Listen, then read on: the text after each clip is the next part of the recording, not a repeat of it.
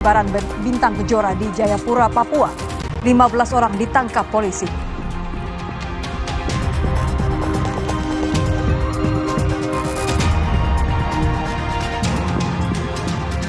Salah satu pemeran video asusila kebaya merah diduga mengalami gangguan kejiwaan. Polisi langsung melakukan pemeriksaan psikis.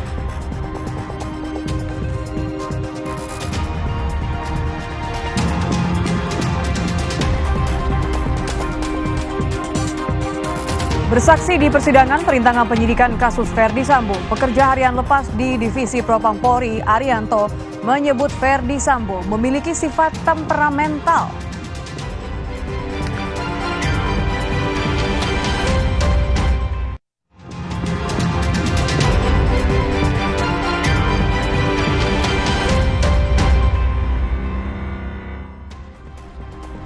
Selamat malam, saudara. Bagaimana kabar Anda? Semoga selalu sehat dan menaati protokol kesehatan.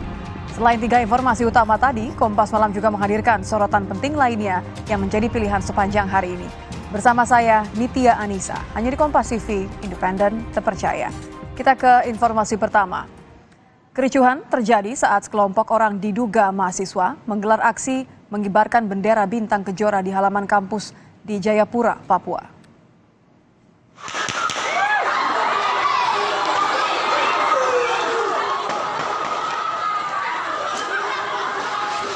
Polisi mengeluarkan tembakan gas air mata untuk mengurai pengunjuk rasa. Awalnya, sejumlah mahasiswa mengibarkan bendera bintang Kejora di area kampus.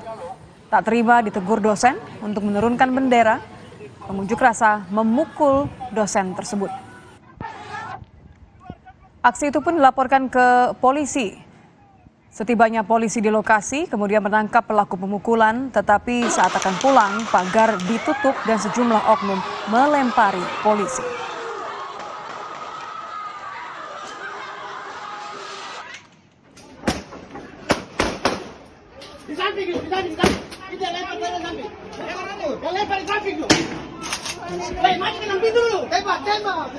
Lima 15 oknum mahasiswa ditangkap karena menyerang aparat kepolisian dan mengibarkan bendera bintang Kejora di halaman Universitas Sains dan Teknologi Jayapura.